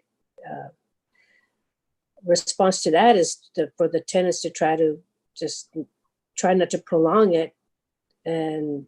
But I know it's tough. So as I said, we're caught we're caught between a rock. You can't really do much. You can't move. It's going to be tough, and I just don't know how to answer that question, because you've got two. You can't not pay, because landlords have mortgage payments too. And they have a constitutional right to. And then, like Chris said, they'll come back and sue us, the city. So there's so many competing factors here that this is a tough one. So to add to the discussion, Chair Montano, you are correct that yes, if we were to basically say to a landlord who has an existing lease agreement with the tenant that they have to basically agree to never collect some of the rent and waive the rent requirement completely, then yes, it would be an impairment of a contract. There is a constitutional prohibition against that, and that would be the legal concern and the legal hook that someone would use to essentially bring a challenge to that regulation. right. And council member, if I may just add, this is So if I may just add, we often view this program. I mean, it's obviously titled the Pilot Rent Relief Program, but there is the other half of the equation with the mom and pop landlord receiving that income right on behalf of the tenant. So I think, to somewhat answer your question, how can we help mitigate this issue? I think rent relief is a really good, private public partnership with the small business landlord, right? The mom and pop who runs their rental unit maybe for that additional income. And so, those rent checks are going to those landlords, and they are helping them prevent them from having to take on the extra expense of evicting the tenants and turning them over. And it allows them to also pay their landscapers and their, maintenance people. So there's a lot of trickle down effect from this program. So as much as, obviously we're here to help our residents, right? So I sometimes I feel like it somewhat gets lost in the conversation that there is the landlord on the other end receiving that check as well. And it really helps them too. And so I think what we're doing here is what we are going to be able to do to mitigate what is undoubtedly a precarious situation with the upcoming evictions. But I think we're on the right path, and I think that's all you can ask for. So I just wanted to share that sentiment with you. That's great. So if I may,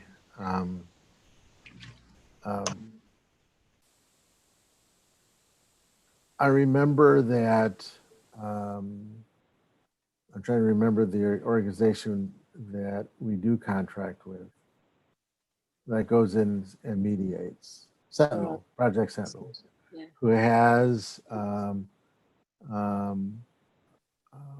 process where they go in on the commercial side.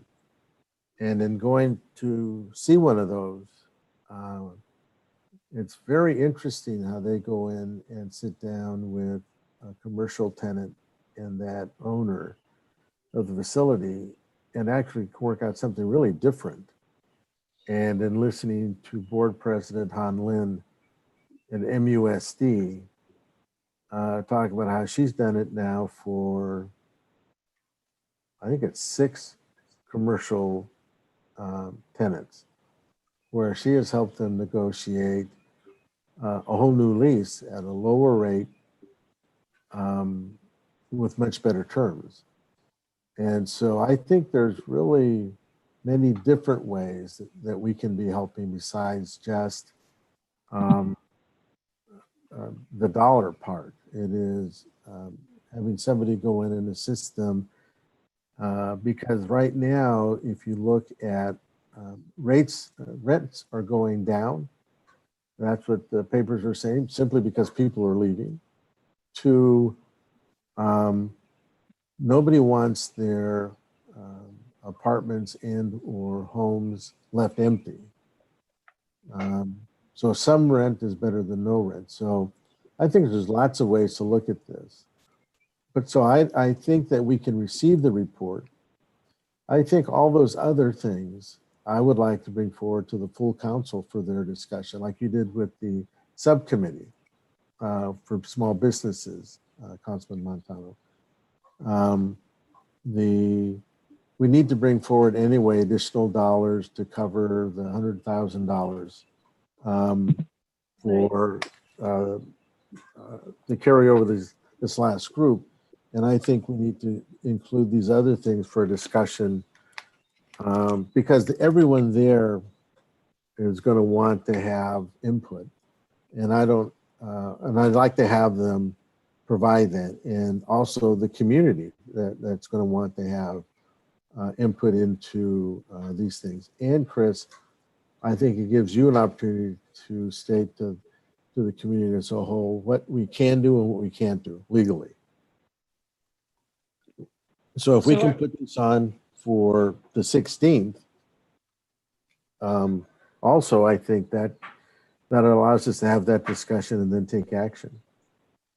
So some clarification. So are you asking that we ask the whole city council for $100,000 to put Well, in this? Yes. Well, first, I'm sorry. First, I want to know, did Steve put any dollars into this general fund dollars for next year? And if he did, then the question I believe could be, could you advance it to cover this amount? Because next year we have all these additional dollars in CDBG for COVID. And I think it's really just an advance borrowed from the reserves. But if the answer is no, we don't, then maybe it's a different question to them. But I think it needs to be one that the whole council understands how we got there.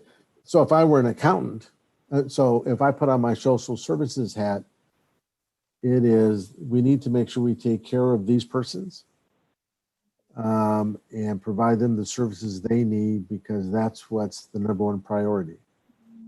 If I'm the accountant, then I'm saying, how did we overcommit? So in either case, the question is, I believe the waiting list is just a waiting list. We've not told anyone that we were going to make an allocation. Correct, Sarah? Yeah. That's correct. Maybe. Yeah, and so I think, Carmen, we need to be able to say, do we want to, because we're going to get more between now and Yeah, there's going to be more, and it's going to be, I mean, we can't help everybody, just like with the small business. Subcommittee. And I said that from the get-go. You can't help everybody, but every little bit will help. That's right. And if you're saying that we're going to go back to the city council and ask them for 100,000, and then I'm thinking, and this is money that is just, we're not going to get anything back.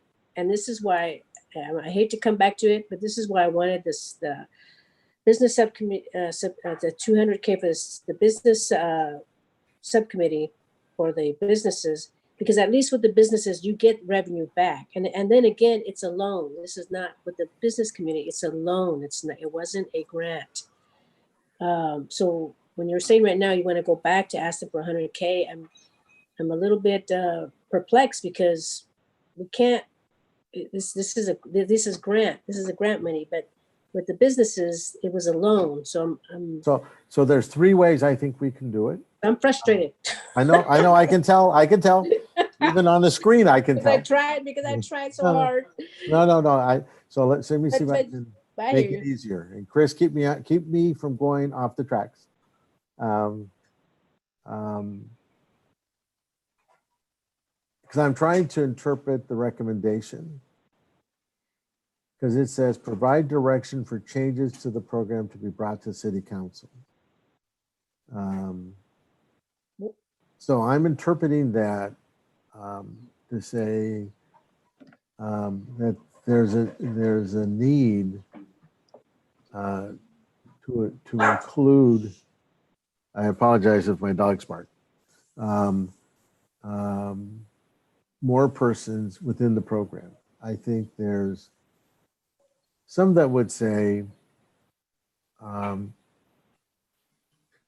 do we take the current dollars, the current year, and use our dollars?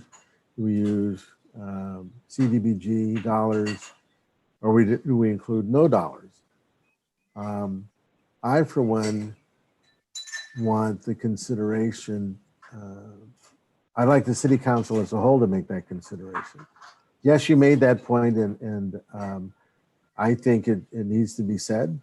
I think that stated there. I think that we need to also hear, which is also just as valid, that we use CDBG funds. But I'm a firm believer that if we didn't have those CDBG funds, I'd be voting to put general fund dollars in there. But I think it's time for all five of us to talk about it, like you folks brought forward. I'm willing to go with whatever they'd like to do. The allocation of $5,000, I'm interpreting that to mean that there's a suggestion that we increase that. I don't know that I'm ready to do that, but I'm willing to listen. But I'd like us all to do that. I'd hate to bring a recommendation to council if we're all just going to talk about it again. Let's do it one time there. Yeah. Okay, so we'll have one chairperson.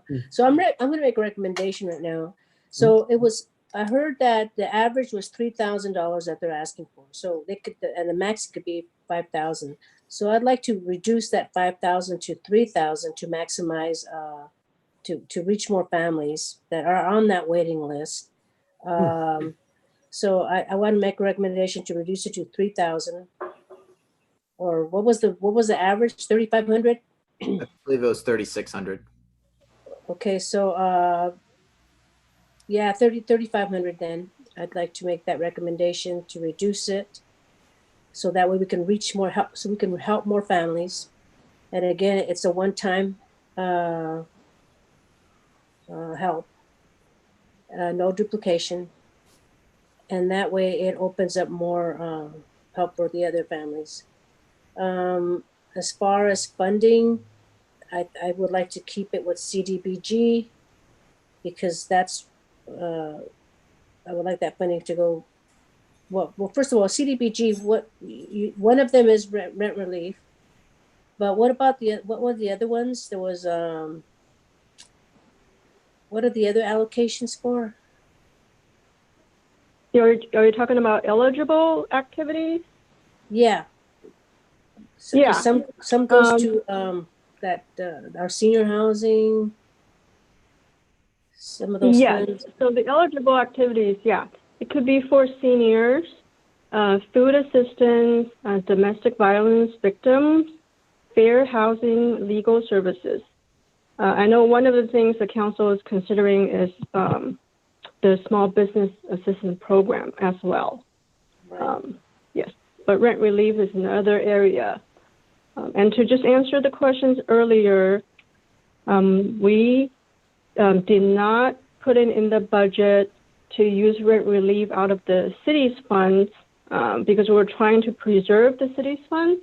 Mm-hmm. And knowing that the CDBG funds could be used for rent relief, that's what we were going with. So. Yeah, and I agree with that. We shouldn't touch the general fund for rent relief because there's no returns. It's not like the loan where it's a revolving and you get the money back. But CDBG, that's the grants. So I do agree with keeping that not asking the council for money from the general fund for rent relief, but keep it with the CDBG because that's grant money from the federal and it'll be grant money to the community, the ones that need it. So I want to be able to. I agree with what the council member's recommendation is to move forward to the council. So if we need to vote on that, let's do that first. Is that okay, Carmen? Yeah, Okay. and then reduce that 5,000 to 35. Yeah. So if we can do that, Chris, is that okay? Yes, I think Okay. if you'd like to make a motion to receive the report and then obviously ask for, I think, all of these discussion topics on the list in front of you for number 2 to be before the council with the recommendation that the 5,000 amount be reduced to 3,500, and then also asking for a discussion about the Economic Development Corporation. Yep. That would be the motion. Okay. So I second Carmen's motion, Okay. which was that. All right. So Sounds good. that's 2. So that's both of our votes, so that passes. And so, but I do want to go back to one thing. And that is, Sharon indicated that the money was moved so that it all came out of CDBG. First, I agree with that as a fiscal way of dealing with this, with any issue. Always make sure that you spend dollars that come from someplace else before you spend your own dollars. Mhm. But I believe that is a policy decision, one that should have been brought to the council for discussion and agreement before implemented. And I like that so noted. So with that, I see there was a number 3 on the recommendations. Yes. There was a number 3. So we did have a recommendation to consider extending the contract of the Silicon Valley Independent Living Center as the program administrator. Their current contract ends in November of this year. And since it's a pilot program, our next steps would be to start the RFP process. And if we begin that now, there might be a lapse in service during a time when so many individuals are in need of relief. As we've seen, those numbers have greatly increased as of lately.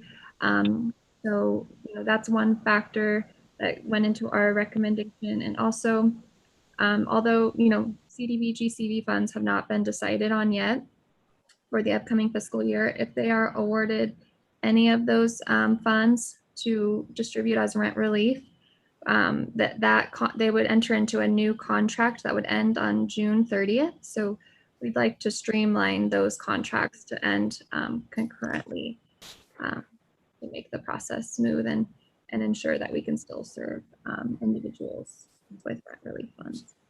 So is the fact that we're going to discuss it on the 16th change that recommendation?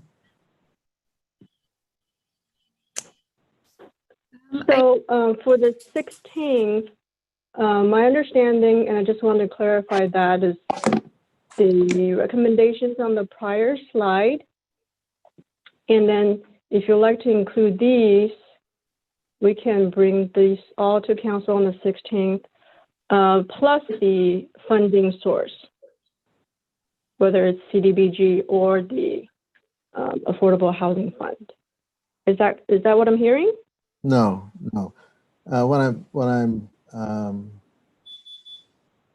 I'm just trying to figure out, I don't know why we would pull one out versus all the others. But since we're going to discuss this on the 16th,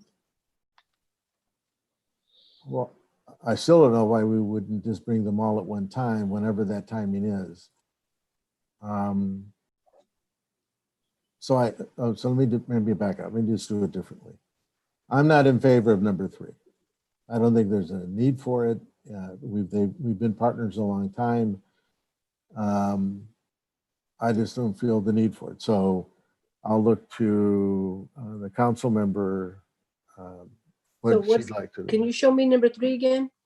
Consider extending the contract. So it ends November 2020. And then it says if if Silicon Valley Independent Living Center is awarded CDBG funds, rent relief, we want to streamline the contract end dates of June 30th, 2021.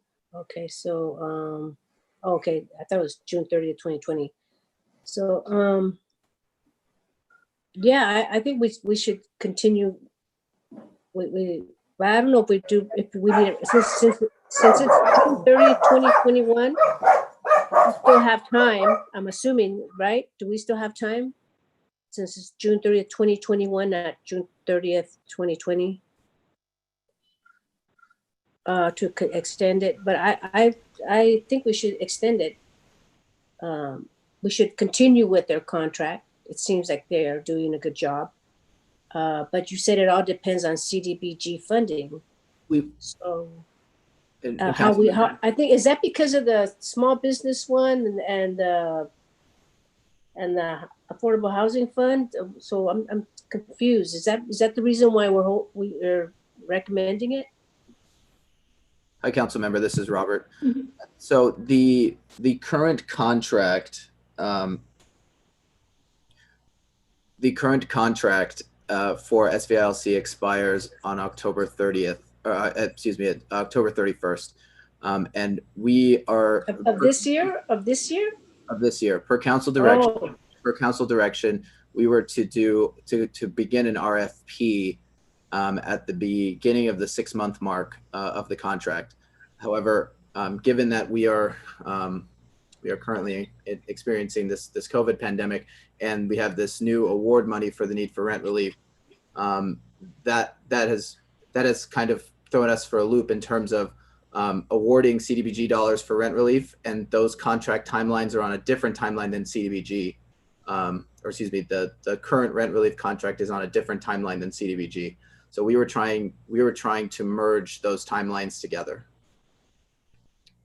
To help with what? I mean, so if in the future rent relief will be provided through CDBG, then the CDBG contract and the rent relief contract will be on the same timeline. I see. Well, that makes sense to me. I mean, why would, it's easier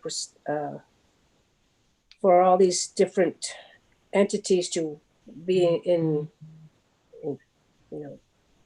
be in concert together, doing it at the timing. So that makes sense to me, but I don't know what Bob thinks. Well, so I one, I don't know why they're being singled out. Two, I don't see if Walter or I forget the name of our purchasing agent, but yeah, I don't see a need for it, and I don't see a need if we're just going to meet in a week and a half that we can ask at a regular meeting and have it be requested by the appropriate department, which is finance. So I'm still not in favor of it, but I've seen us from your last committee take something there that the two parties. But doesn't finance need direction from us, the subcommittee meeting, No. the subcommittee? Usually they bring it to us. They don't ask us for that. They decide that. But I'm fine taking something there that that we both look at it in different ways. Okay, so I'm not in favor of it. You're not in favor of number 3 to extend the contract with Silicon I Valley. think only that I think we can make that decision on the 16th.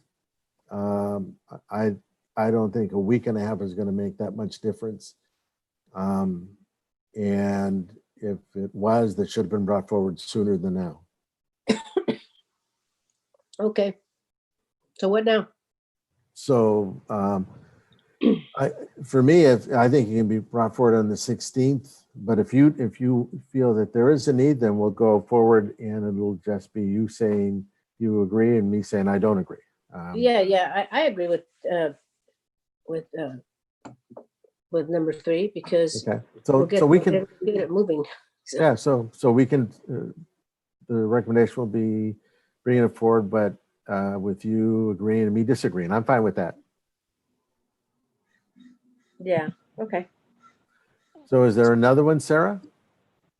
that is it. Okay. So now we're going to the housing resource website. Chair Montano and Vice Mayor Nunez, I'm going to depart from the meeting now, but have a great rest of the subcommittee meeting. And if any legal questions come up, staff will let me know and we'll get back to you. All right. Good enough. Thank you, Chris. Thank you. Thank you, Chris. All right, so based on the feedback from the last housing subcommittee meeting, our team has done a lot of work to improve the housing resources website. Including lots more graphics, and you're going to see that in a moment. So Adam is going to walk through the housing resources website. And Robert and Sarah have been putting together a rent relief program website as well. Thanks, Go Sharon. ahead, Adam. It's nice. I like the pictures. So, so we did similar to how the page was, as you recall before, with the 3 columns. We kind of kept with that same organizational scheme. We added some photos and we grouped up the resources, the COVID-specific housing resources, into these 3 groups: eviction, rent, mortgage, and legal assistance; food, emergency repairs, and volunteering; and unemployment, disability, childcare, and education. And so when you pop down, when you click on the little plus signs, it'll roll down the menu and have more information. We trimmed out a little bit trimmed the words down a little bit so they're more to the point. They still have links. And as updates become available, we continue to make updates. So for example, the moratorium that just happened, the change to the moratorium, we will need to update that because that just happened yesterday. So that language will get updated. And then further down, the destination home program, which is below that, that's been updated with their phase 2 outreach. We've also added some food resources as those have become available. And that's in the, Is there any way you could bold the bullets where, like for example, it says Emergency Assistance Network. You can bold that sure, yeah, we can look at title. making those pop out a little more. Yeah. Is this what the website looks like right now? Yes, it's Okay. live. Yeah. Okay. So I thought I saw those headings when I looked at it this morning. Yeah, yeah, it's there. I think what Robert's showing now is just the web page as everyone. It's Okay. yeah. Oh, I get maybe the difference is you have to click the plus signs for the menus to unscroll. Oh, I see. Okay, So you might have seen it that way. Yeah. there you go. Okay. So of course, if there's any additional resources that that you hear of, and you think should be on the page that aren't already, just send them on over, and we're happy to put them up. Okay.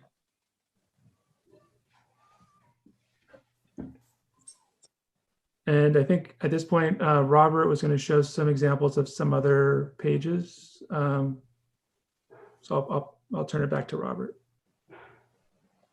Have you guys also reached out to the Apartments Association? Because I think they have a special fund where they help with people with their rent, or they can give grants or something to that effect. That's what I heard.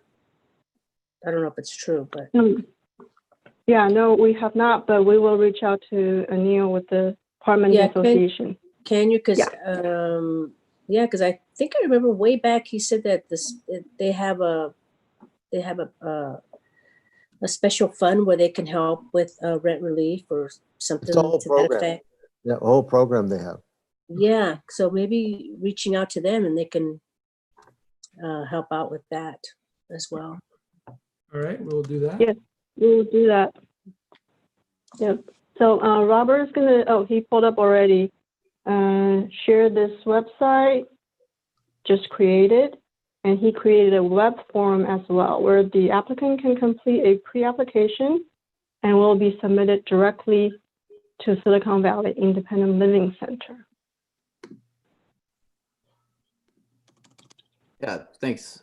Sharon. So we wanted to create something for the community so that they could be able to see how active the pilot rent relief program is, and then also be able to take immediate action to receive assistance. This is just a really basic web form, and we're setting up automation to make sure that it goes to a representative at Silicon Valley Independent Living Center, and this would help us as well, just kind of keep track of some of the folks that are coming to us for assistance and other ways that they're finding this information. I took a couple of stories from the multitude of ones that we've received, and I've just kind of broken them down in a very simple way, not with any funding assistance amounts, but just very high level overview of the types of folks that we've helped so far. And there are a lot of really great stories. But just to kind of highlight a few of them, I've placed them here. And you could tell me if you want me to pause for you to read them, or if you want me to keep going and want to make sure that I'm not scrolling too fast. No, I'm fine. Yeah. Yeah, me too. And then finally, just a really quick timeline. I feel like it's important to kind of discuss the milestones that that you have really helped establish up to this point. So I feel like this is something that we can continue to build on as programmatic decisions are made about the rent relief program, and just kind of showing folks like how the work of the subcommittee is really really taking place and take shape over time. I like this. This is really nice. Does the economic development have a website like this to show about the small business? Oh, but never mind. We haven't we haven't done anything yet. To be honest, Careful, Carmen. Careful. Okay. We're getting there. yeah, All right. As long as we're getting there. this is just something that we've been working on. So we're obviously open for suggestions and any feedback. Shouldn't be a too much of a hassle to make any kind of changes, but we just wanted to present something specific for this program because we feel pretty proud about it. So and I'm sure you as well. So I just wanted to show you guys this website. Thank you. At some point, we're gonna have to take pilot off. Yes. Yeah, you're right. Next year. Okay. Yeah, there you go. Next year. Okay. So, yeah, would you like that on the 16th? What? In addition to our last item, to take the word pilot off the Yeah, program we should. No, next year. I think next year. next year? Or is it well, what is a pilot? Is it, how long does it, what's the timeline for the pilot? Well, next year is July 1st. Yeah, maybe we should. That's next week for you. Okay, so let's go Yeah. to, You let's good go with to that. the Affordable Housing and Building Safety webinar workshops. Yes, so in May, we celebrated the Affordable Housing and Building Safety Month. And during this global pandemic, combined with the shelter-in-place order, the importance of a secure, safe, and affordable home has become more crucial than ever. So our team, we have been partnering with nonprofit organizations to continue to provide resources to the community.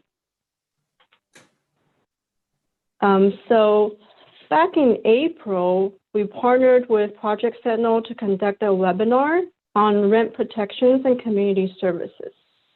And then during May, during this month I was talking about what we're celebrating, we did 3 virtual events, 3 webinars, together with SV at Home.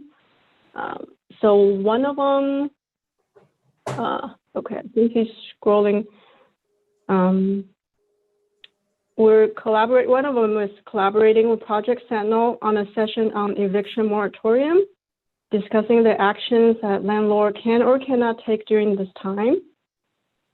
Another webinar we partnered with Rebuilding Together Silicon Valley to discuss how emergency home repairs have been provided to assist residents during COVID-19. And then another webinar we did was between our building safety and housing team. We presented on the best home safety practices and the affordable housing initiatives offered by the city to our residents, including the pilot rent relief program. So we were able to record all of these webinars, and we've added all these resources onto our website as well.